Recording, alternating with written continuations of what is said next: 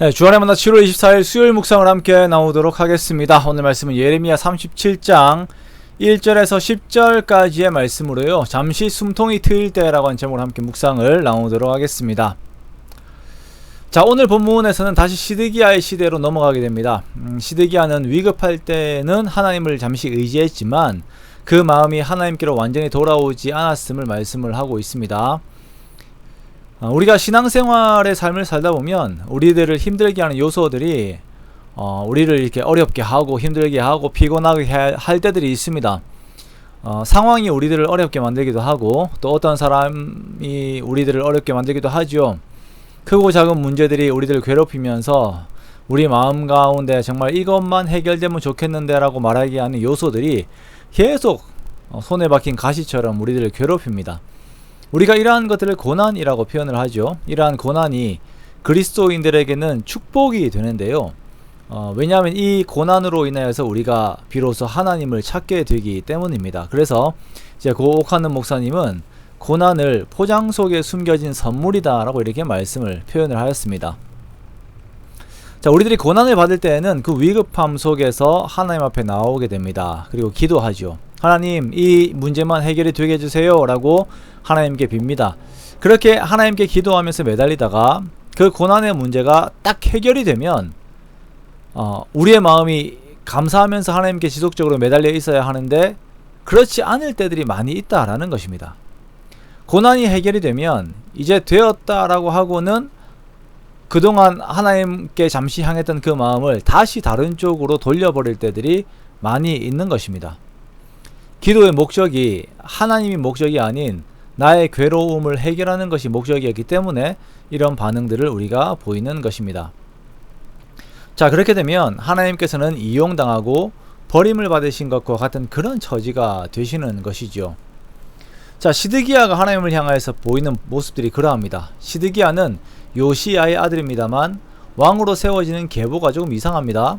자, 요시야의 아들 중에서 여호야김이 왕으로 세워지고 그 이후 여호야김의 아들 여호야긴이 왕이 됩니다. 그러나 여호야긴은 2차 바벨론 유수 때에 바벨론으로 잡혀가게 되고 바벨론은 시드기야를 왕으로 세우게 되어요. 바벨론이 세운 왕입니다. 자, 바벨론이 직접 시드기야를 왕으로 세운 이유는 조공을 바치는 것을 목적으로 이제 하기 때문입니다. 자, 그러나 시드기야는 바벨론의 영향력에서 벗어나고 싶어 했습니다. 그리고 그것이 혼자 힘으로는 불가능했기 때문에 주변 국가들의 도움을 받아야 했죠. 그렇게 그는 애굽의 힘을 빌어서 바벨론을 밀어내고 싶어 했습니다. 자, 이러한 시기에 시드기야는 예레미야에게 기도 요청을 합니다. 그리고 그가 기도 요청을 한 그 시기에 바로의 군대가 애굽에서 나오게 되고 예루살렘을 에워싸고 있었던 바벨론이 철수를 하게 됩니다. 자, 시드기야의 입장에서는 쾌재를 불렀을 것입니다. 자신에게 있어서 가장 골칫거리였던 상황이 해결이 된 것처럼 보였습니다. 근데 문제는 이후 시드기야와 백성들의 삶이 변하지 않았다라는 것입니다. 하나님 앞에서 변하지 않아요. 잠시 주어진 고난의 상황 앞에서 하나님께 빌기는 했습니다. 그것도 자신이 직접 기도의 자리에 간 것이 아니라 예레미야에게 요구를 했죠. 이렇게 일회적인 경건은 여전히 남아있는 하나님의 징계 앞에서의 삶을 계속 이렇게 살도록 하게 합니다. 참으로 안타까운 것입니다. 만약 그 고난을 해결하시는 하나님의 손길을 경험한 뒤에 하나님을 계속 의지했다면 얼마나 좋았을까라고 하는 마음이 듭니다. 하나님께서는 예레미야를 통하여 여전한 시드기야와 유대에 하나님의 말씀을 전합니다. 너희를 도우러 나왔던 바로의 군대는 다시 돌아갈 것이다. 그리고 바벨론이 다시 와서 이 성을 쳐서 빼앗아 불살릴 것이다 라는 예언의 말씀을 하세요. 이 말씀과 함께 시드기야가 가지고 있는 마음을 드러내시는데요. 7절에 보니까 너희를 보내어 내게 구하게 한 유다의 왕에게 아뢰라. 너희를 도우려고 나왔던 바로의 군대는 자기 땅 애굽으로 돌아가겠고 라고 말씀을 하십니다. 바벨론을 물러가게 하신 이가 하나님이신데 시드기야와 유대는 자신들에게 평안을 주는 근원이 애굽이라고 생각을 하고 있는 것이에요.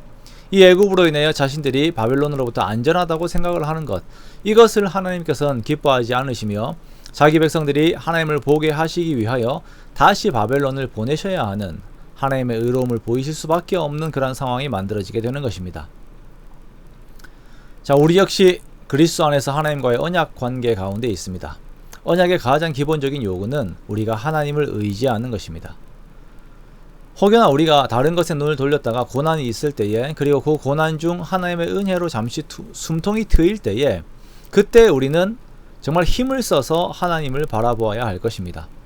그것이 우리가 복을 얻는 유일한 길입니다.